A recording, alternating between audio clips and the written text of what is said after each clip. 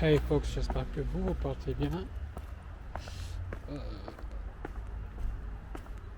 et que la dernière vidéo vous a plu, ça c'est le plus important. Je voudrais revenir sur une de mes très récentes expériences où nous avons accompagné pendant 2 semaines avec un certain nombre de collègues, de connaissances du milieu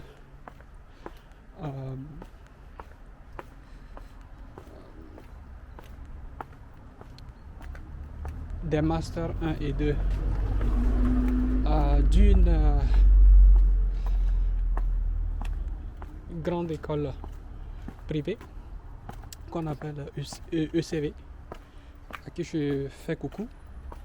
Et merci spécial à Guillaume. Je profite pour te dire encore merci pour l'invitation et également à Mathieu. Le sujet était super varié, très riche en expérience. Les étudiants très éveillés, très curieux, et particulièrement les développeurs.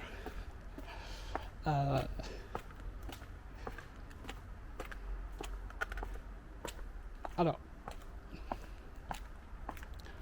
je leur ai partagé un tout petit peu de mon expérience, et notamment mon expérience sur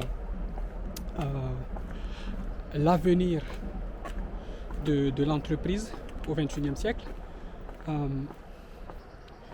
Ou en tout cas, je leur ai parlé des réalités, de mes réalités quotidiennes en tant que jeune entrepreneur spécialisé dans la blockchain et des sujets actuels. Alors, nous sommes en train de sortir du trend de NFT. Ça, c'est littéralement en train de mourir comme trend. En tout cas, ça va continuer, mais le bruit que ça va faire sera moindre par rapport à ces 20 derniers mois.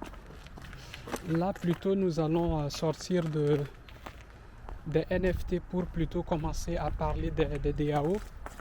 Les DAO, si vous voulez, c'est des organisations décentralisées et autonomes qui également fonctionnent sur la blockchain, mais à la différence des NFT, c'est que lorsqu'on a une DAO, on est capable de, par exemple, lancer une campagne de NFT pour à peu près tout. On est également capable de lancer une campagne de tokens fongibles pour quasiment tout. Donc, si vous voulez, l'usage de la DAO va couronner la mise en place de l'ensemble des outils liés à l'écosystème blockchain dans son ensemble. Ça, c'est génial parce que cela permet de remettre en perspective ce qu'est la blockchain. La blockchain, ce n'est pas uniquement la crypto-monnaie, la blockchain, ce n'est pas uniquement la NFT. La blockchain, c'est bien plus que cela. C'est tout un nouveau concept qu'il faut désormais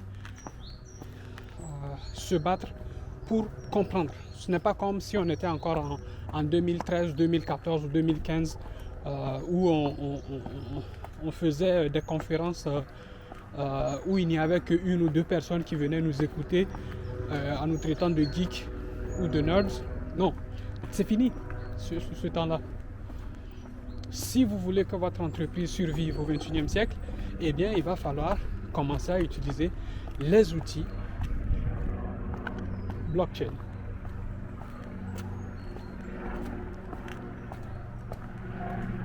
Alors, je recadre encore je me recadre, voilà. Ah ouais.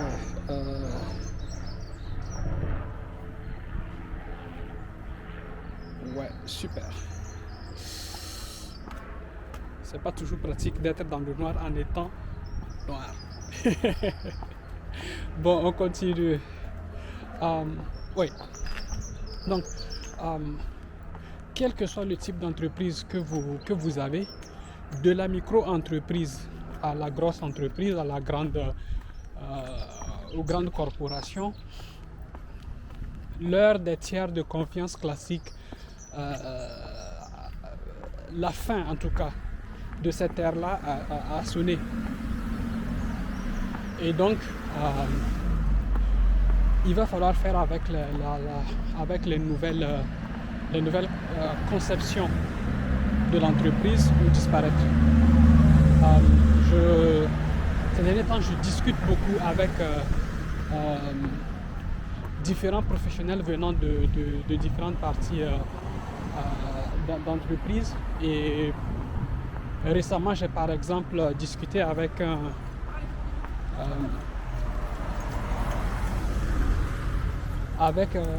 un certain nombre de personnes venant de grands groupes et à qui je disais, lors de nos discussions justement, on échangeait et je leur posais des questions à savoir mais quelle est aujourd'hui la position de ces grands groupes-là par rapport à la blockchain.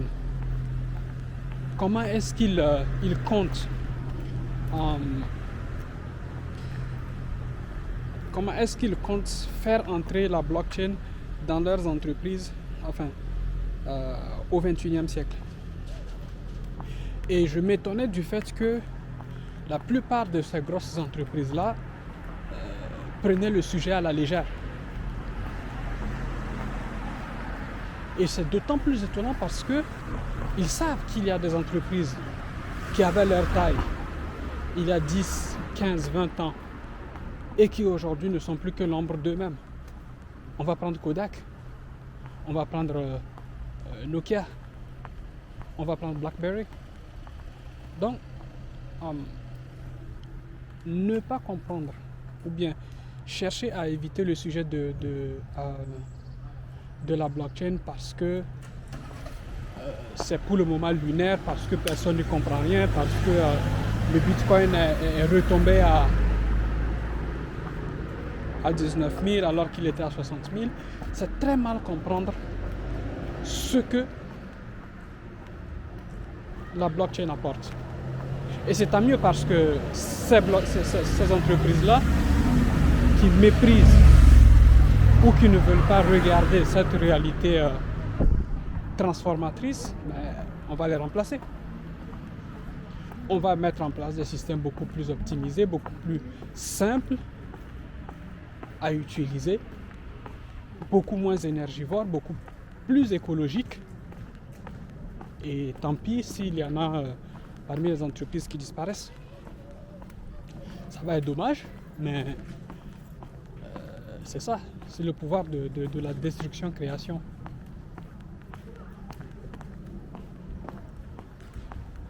Donc, ce que moi je dirais ou je conseillerais à partir de mon humble et petite expérience de start-upper, ce que je conseillerais à toutes ces grosses entreprises, c'est de commencer à regarder en perspective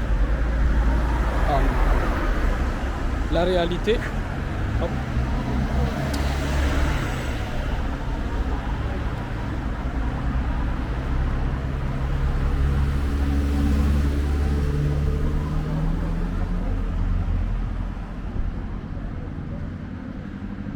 Voilà.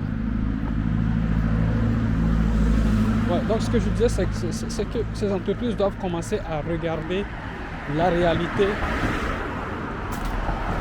de ce que veulent désormais les clients, de ce que veulent désormais leurs propres équipes de travail. Les clients et les équipes, ce sont les deux faces d'une même pièce dans une entreprise. On ne peut pas faire d'argent si on n'a pas de clients. On ne peut pas faire de clients si on n'a pas d'équipe. Donc, il faut aujourd'hui utiliser les nouvelles technologies pour satisfaire les uns et les autres et trouver en soi une satisfaction.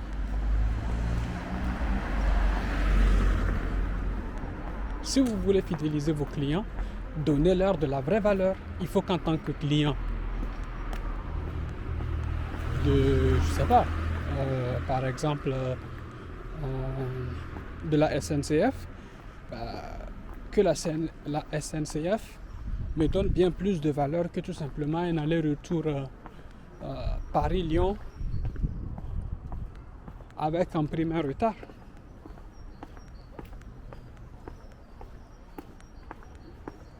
Si je travaille dans une entreprise de 100 personnes, je voudrais savoir que mon effort, mon travail est apprécié d'une part par mes supérieurs et d'autre part par mes collègues. Ça peut être par le fait que du point de vue du statut, j'augmente, mon influence augmente dans l'entreprise.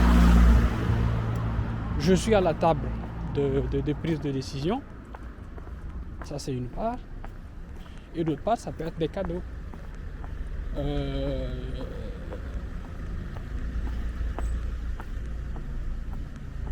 Ça peut être le fait que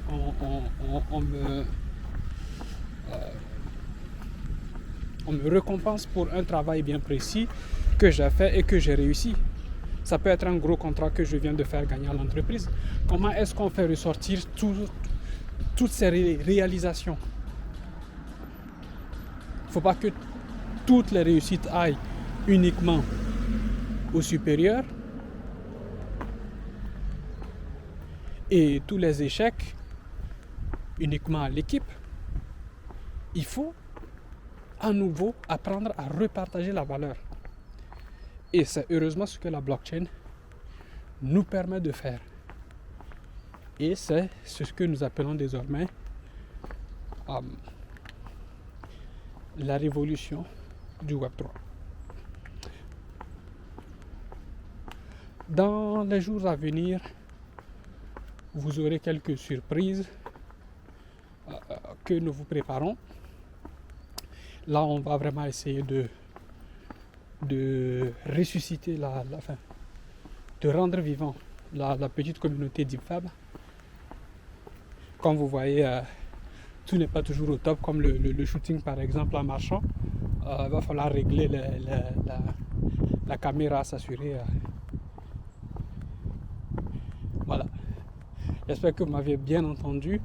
Je vous enverrai également au cours de la semaine une autre vidéo qui va traiter d'un des sujets liés à la tokenisation, peut-être d'un point de vue juridique, pour une fois. Pas parler de façon générale et abstraite. Voilà. Nous prenons un sujet bien précis et nous le traitons d'un point de vue juridique. Ça peut être la tokenisation immobilière, pourquoi pas. Ou de la tokenisation d'un actif particulier, les actions d'une entreprise, par exemple. Bon, en attendant, je vous souhaite une bonne semaine de travail et à très vite.